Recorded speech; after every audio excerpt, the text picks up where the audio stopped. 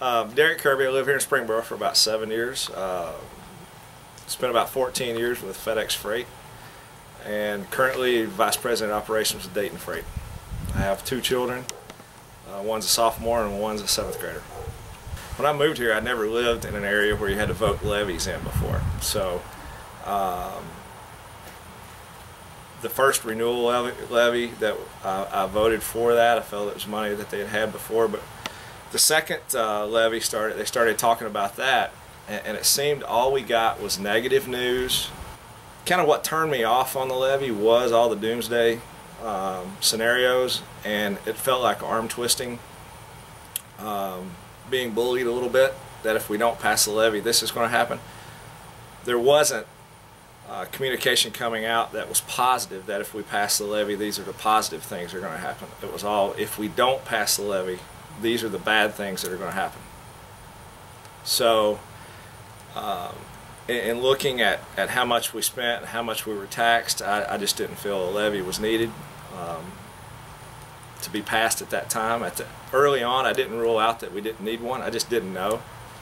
And then as more people started coming out, namely Kelly, and talking about exposing certain things, suggesting that we look deeper into things, I really started questioning the need for the levy.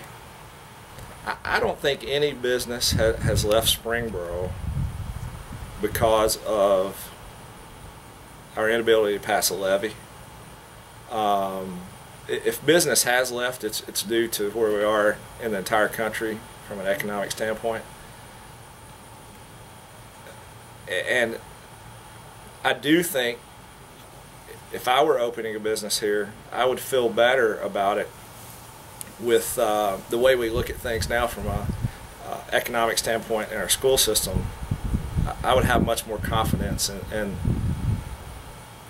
the school board and the community, because the thing you got to remember, the community, the school board members we have now, all except for one, the community voted in. So I would have a lot more confidence in the community as a whole if I were a small business owner looking to open up in Springboro. All right, my name is Dave Green. I've been in the Springboro area since 2000 for 12 years, and I have 2 kids in the Springboro schools.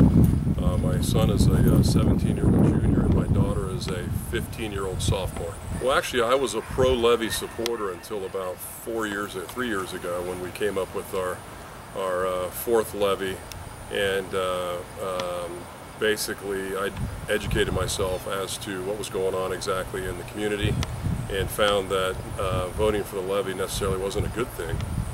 There was a lot of financial hardship put on the school system inadvertently, and come to find out that instead of having a deficit, we actually ended up with a surplus just because of some bad accounting.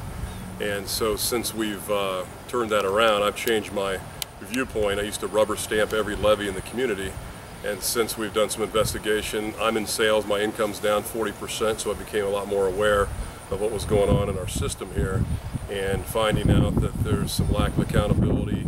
And so we've got this new conservative board now that's done a fantastic job, and they've turned things around to the point where they've reduced pay to play, they've turned a deficit into a surplus, and they've demanded accountability out of all the systems within the school district, which as a taxpayer and a parent really impresses me, because we're here for the kids first and foremost, and then to be good stewards with the money that we've been given, and to make sure that we do the right thing with the money that is generated through the tax revenues.